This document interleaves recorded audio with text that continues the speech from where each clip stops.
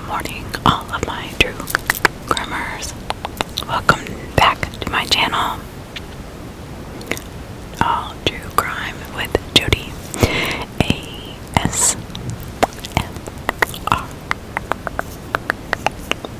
So, it is very nice to see you back. 600. Yay, 600. I can't believe it. I'm just in shock. 600 subscribers. I'm just beyond belief and so happy. Thank you so much. I owe everything to you, and it is unbelievable. Unbelievable. This channel has grown, and I love doing this so much. You have no idea, and I appreciate every single one of you. Now, before I start, I'm going to put out a warning. Nobody under the age of 14. And anybody who has a trigger to patricide or matricide should not be watching this video. This is the Menendez brothers and their saga and tragic story, and how they killed their parents. So, now that this is said and done, welcome. Thank you. Jose and Kitty Menendez. Jose came over from Cuba back in the late 50s, as many other people did, to find reprieve from the reigns of Castro and the communist country that was going against them. He came with nothing. He had to work hard for everything he had. He got a scholarship for swimming, so he's very athletic, had a lot of charisma. Got a scholarship for swimming at the University of Illinois, and that is where he met his wife. And I think in 1968, they eloped. His wife Kitty. I'm sorry, I do not have my notes, so please forgive me if I get the dates wrong. So after they got married, eloping, she had come from just a normal, middle-class family, hard-working people. And obviously he was a very hard-working, charismatic person. He had a degree in accounting, and he was having a really difficult time getting going. So they moved to New York. This is where they have their first child, which is Lyle Menendez. And then a few years after that, they have Erik Menendez. Lyle Menendez, being the older of the two, was basically the leader. He did pretty good in school. He wasn't very athletic. He didn't do a lot of sports. He was good with the ladies, but he had a kind of a violent temper. So, and then Erik did okay. He didn't really have any aspirations to go to college.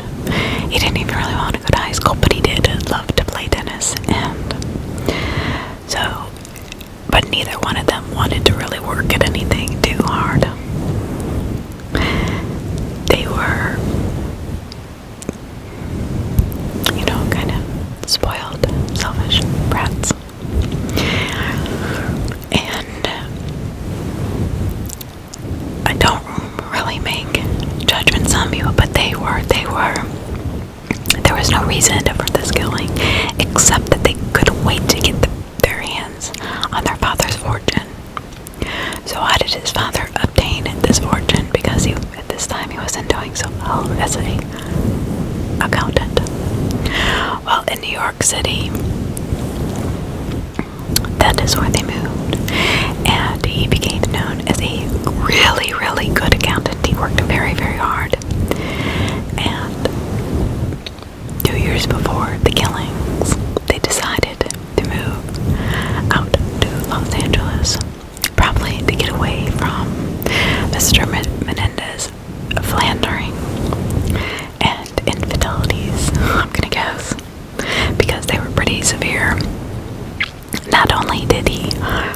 really flaunt what he was doing and argued with Kitty all the time about it. But he would buy his girlfriends apartments, fancy clothes. He'd go on trips with them. I mean, not that's a reason to kill anybody, and definitely his mother didn't do anything wrong. But anyway, they bought a lot and probably didn't pay all that much attention to what the boys were really doing, and probably didn't just kind of allow them to do what they wanted, I'm guessing, is what I've heard. I've watched so many different accounts of the Menendez brothers, and it's so intriguing to me because throughout the world, throughout time, where Ovidius killed his father unknowingly and married his mother. I mean, it's matricide and patricide. I mean, I've done some cases where, kids have killed their parents or their whole families. And it's not as uncommon as people think, but for the majority of murders that happen, it is probably the lesser of them.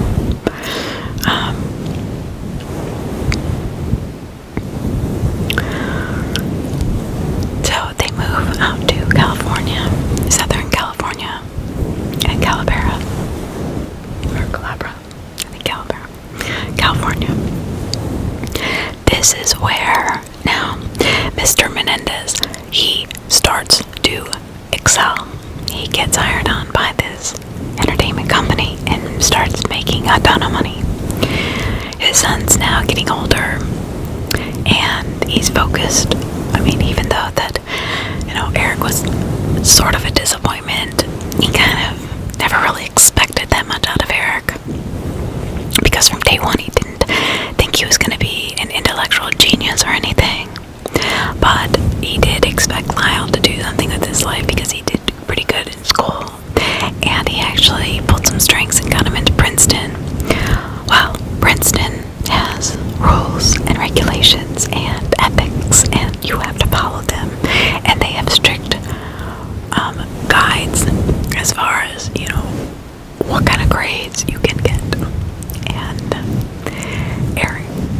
And Lyle could not stick to those rules and regulations. So guess what? Instead of settling down and studying and not hanging out with the girls and not going out partying, he plagiarized a very large paper, which is a huge no-no in any school, but I'm sure it is even more of a no-no in Princeton. Instead of facing the disciplinary council, what he did was he left Princeton and went back to Southern California. Well, when he was in Southern California, his dad said, okay, let's move on, let's look for the future, forget about the past. I'm gonna hire you to be, give you simple tasks, and maybe you can work your way up and take over my company someday and make as much money as I do. He really wanted a lot for Lyle. And Erik too. He kind of thought he would just give it probably to Erik, but he really believed in Lyle, who proved to be a complete disappointment when he couldn't even handle doing little jobs. I mean, very, very simple tasks. That's all he had to do. It was making good money. He couldn't get along with his co-workers. He couldn't get along. He started beating his girlfriends. He was just obnoxious. And it got so bad his dad had to fire him. I mean, you just couldn't have somebody like that, working just because he was his son. So, I'm sure that kind of started the ball rolling as far as Lyle was concerned. Like, well, screw you, Dad. You're gonna fire me. I'm gonna kill you. He did have a violent streak. So, where Erik was more quiet and shy, and he didn't really have that violent streak at all. But, they say the apple doesn't fall too far from the tree. It was not like that in this case at all. Neither one of the sons had any ambition. They didn't even drive. They weren't smart. They weren't really charismatic. They had some charisma, but not. They couldn't win over people, and they just were not Einsteins. I'm just gonna say it how it is, I guess. So on the night of the murders, the day before, Kitty and Jose had gone out shark fishing with some friends, and they were tired. So, being out in the water all day, so, got a lot of sun. They decided they'd stay in, chill out. I mean, they were cuddled together in the couch. Kitty had fallen asleep while I was watching TV. I'm sorry, no, Jose was watching TV, and so they had called it an early night. Now Lyle and Erik were supposed to be at the movies, and they were supposed to be, out at a bar with some friends afterwards. But I guess instead of going to the movies, as they told police, and probably their parents, I'd imagine, as well, Jose was, from the back, taken by surprise, never even knew what hit him, shot with a 12-gauge shotgun right up against his skull. I mean, he was blown off. His head was blown off. Basically, stuff his head gone. He was dead immediately. And his mother, who had woken up, started to run for the door. And unfortunately, she was shot a few times in the kneecaps, falling down, and then also killed, shot in the head. His father, too, was shot in the knees. And the reason for this was because it was due, I guess, steer the police in the direction of it being a mob hit, which was very possible because, I mean, or one of, Mr. Menendez's many mistresses, husbands, or mistresses. I mean, he wasn't one without enemies, I'm sure. But they definitely did not deserve to die, especially Kitty. I'm not saying that Jose did either. I'm just, Kitty did nothing wrong. Nothing wrong except for be a good wife. I'm sure she wasn't perfect. None of us are. Let's just get that straight. But Mr. Menendez, for some reason, did not. They had a security, alarm. He never said it. He would actually undo it. I don't know why. I don't know if his girlfriend snuck into the mansion. I don't know. But then, not only that, but he would keep the gate open all the time, which I thought was very strange. Very, very strange, because they could have been, more secure. He was a very wealthy man, and people who burglarize people, they are attracted to that. Matter of fact, the week or two before, Mr. Menendez had one of his cars stolen right out of his driveway, right under his nose. So the police then surmised, they're like, well, maybe it was a burglary gone wrong. The only problem is that burglars do not usually go in, rob, and kill. They don't, they're not there to murder anybody. So unless they have to kill somebody, they're not there to do it. So that confused the police, because whoever killed these Katie and Jose meant to do it. So all eyes fell on the Menendez brothers. They checked out with being at the bar with their friends. They had that alibi taken care of. However, for the movies, they were their own alibi. And the weird thing is that neither one of them had their hands checked for gun residue.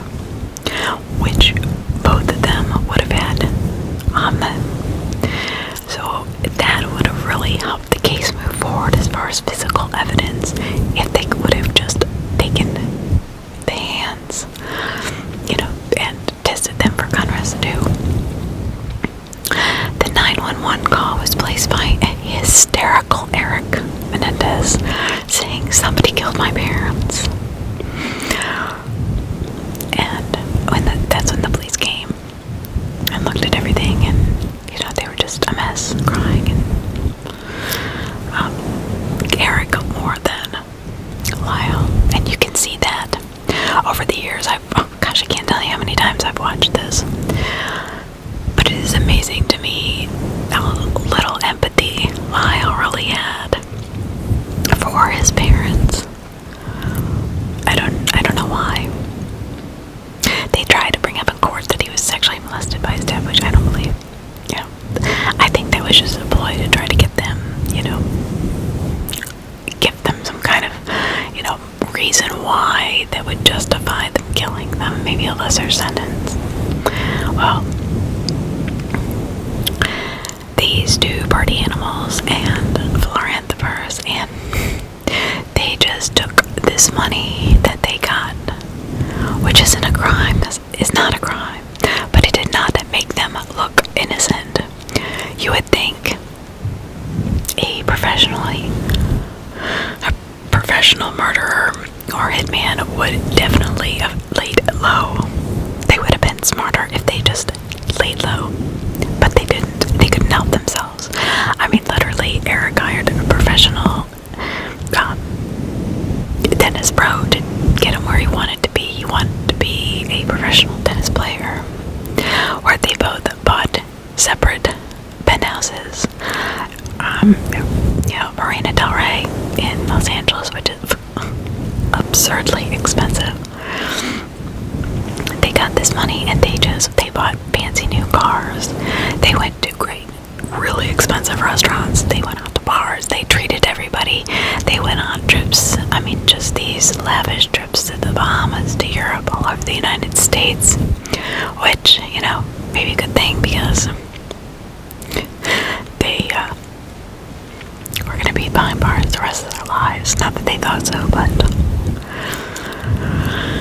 So Erik having the conscience and Lyle not. Erik actually went to his psychologist and told him that he had killed his parents and his brother.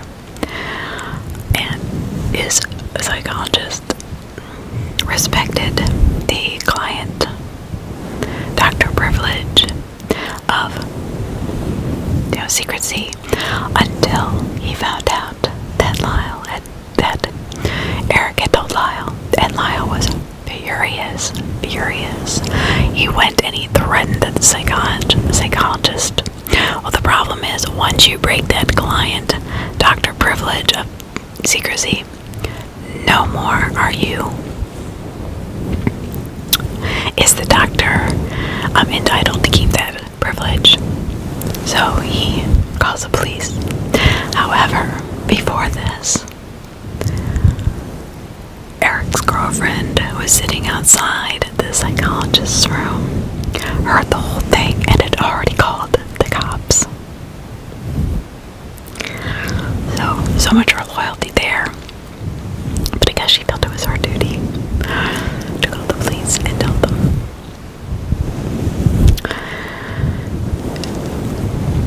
So, Lyle is the first to be picked up on March 8th, 1989. And Erik is not picked up. He was actually in France at a tennis tournament, pursuing his career as a professional tennis player, right? And he flies home, hears about it, and he had probably the resources, if he had any brains, to actually get out and stay out of the country. But he didn't. He wanted to face the music with his brother, and he did have more compassion. I don't think he was the type of person to run from what he had done. So these two are on trial, and the judge did not give them bail.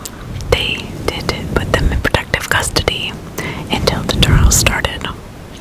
So they were, as soon as they were apprehended, that was it. They were in jail for good, and they have not been out since.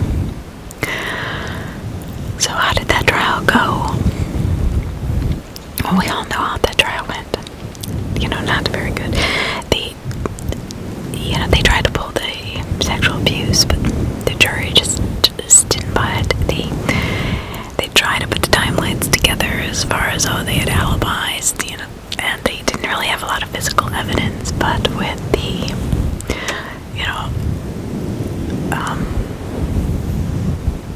with the girlfriend, the psychologist, their accounts plus them spending, do you know how much money they spent? $1 million in 6 months after their parents died. $1 million. Now back then, in '89, that was a boatload of money. A boatload. That was in 6 months, $1 million. They would have to have tried to spend that money. I mean,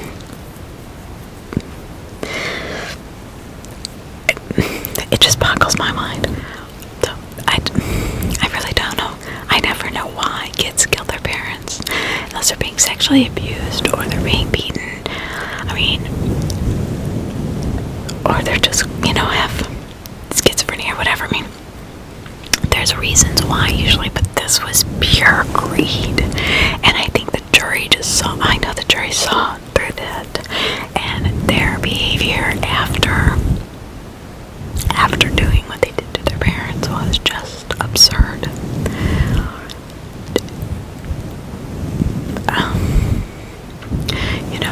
Eric, yes, he was the more calm one. He was the nicer one. However, he did pull the trigger as well as his brother did. Even though his brother, Lyle, was said to have been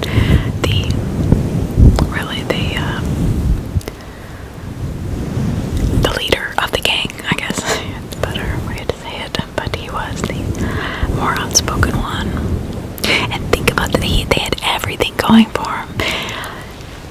Lyle did not have to kill his parents. Eric would have inherited the money. They got whatever they wanted. They had nice cars. They had a beautiful mansion to live in.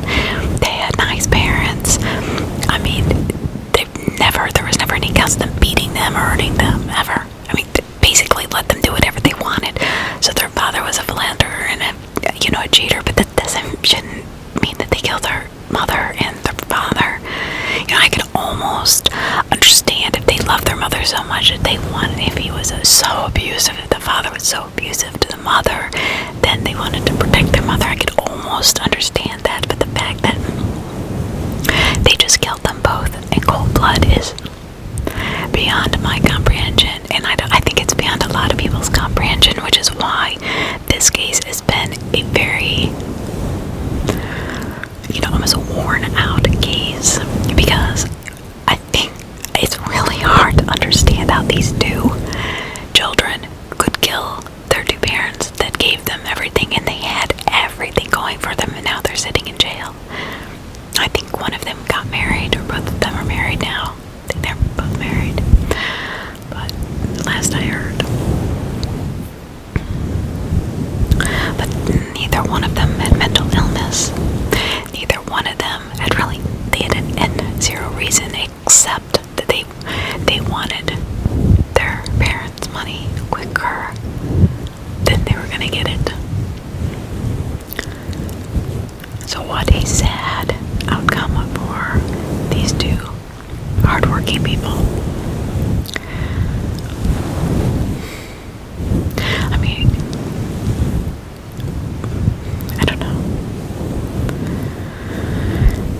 At the trial, they just kind of sat there,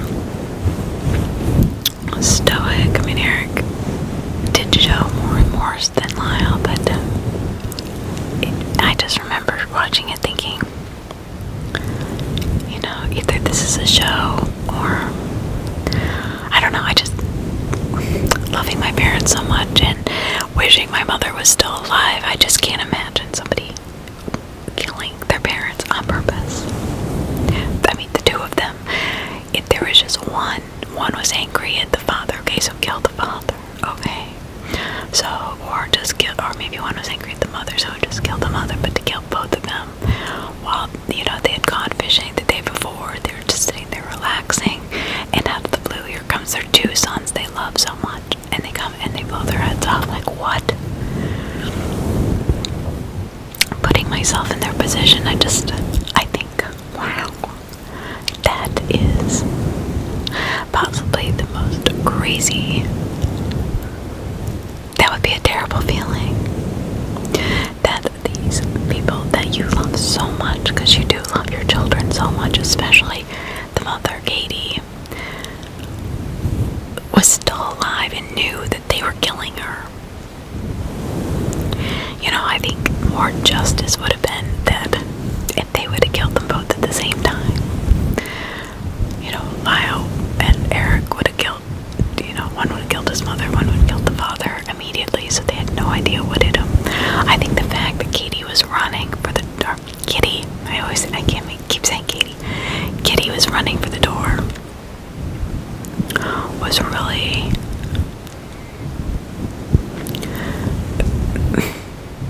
that would be horrible as a parent, to know that your child that you raised, I mean, poor Kitty,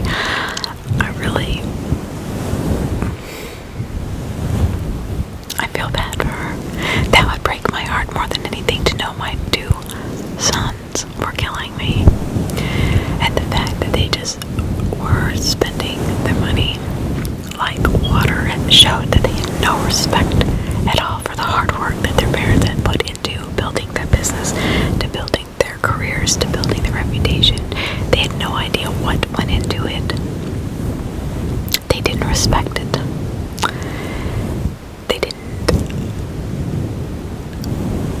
you know, appreciate anything that their parents had done for them. As, you know, Erik, not so much, but definitely Lyle. I mean, Lyle, his dad got him into Princeton, and instead of, okay, so he failed the first semester. Okay, there's a lot of people that don't do well in college the first semester, so what do? They buckle up, and they settle down, and they pass. They don't plagiarize a paper. But cheating, you know, just kind of shows his mental aptitude, like where he's at, instead of actually sitting down and studying and learning and doing it himself, or even having, you can pay people to write papers for you. No, he had to actually plagiarize from, you know, a book or whatever, word for word, somebody else's paper. And that's really sad.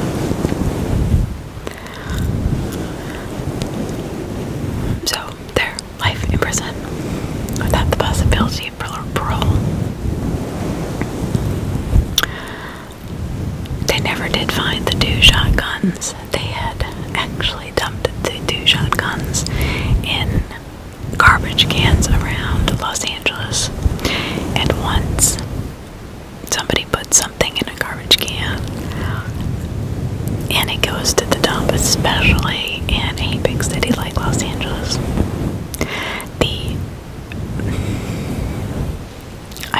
the chances of finding that are almost 0 to 1. I mean, it has been done, but I don't think in Los Angeles, I mean, that just, once it goes in, I mean, there's one after another, unless they find it in the truck or in the trash can by happenstance. It's not going to be found. So what do you think of these two spoiled children?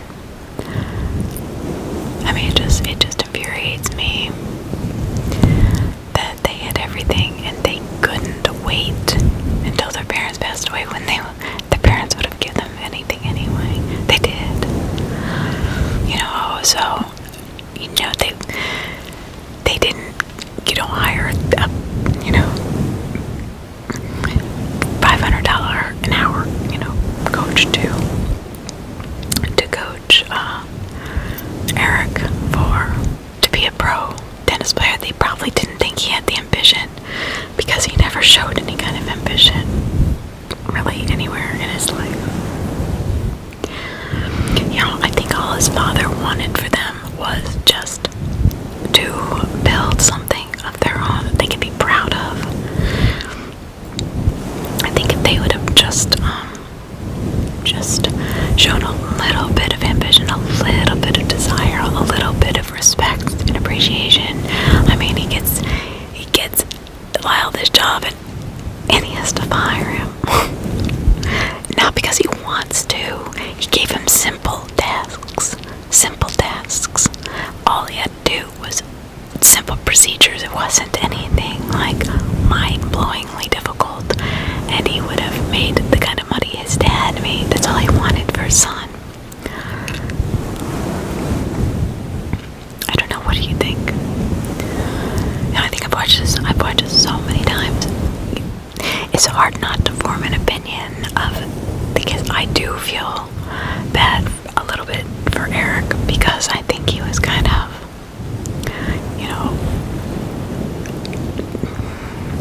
wedged between a rock and a hard place. The loyalty towards his brother and, the love he did. I do think he did love his parents, especially his mother. And so,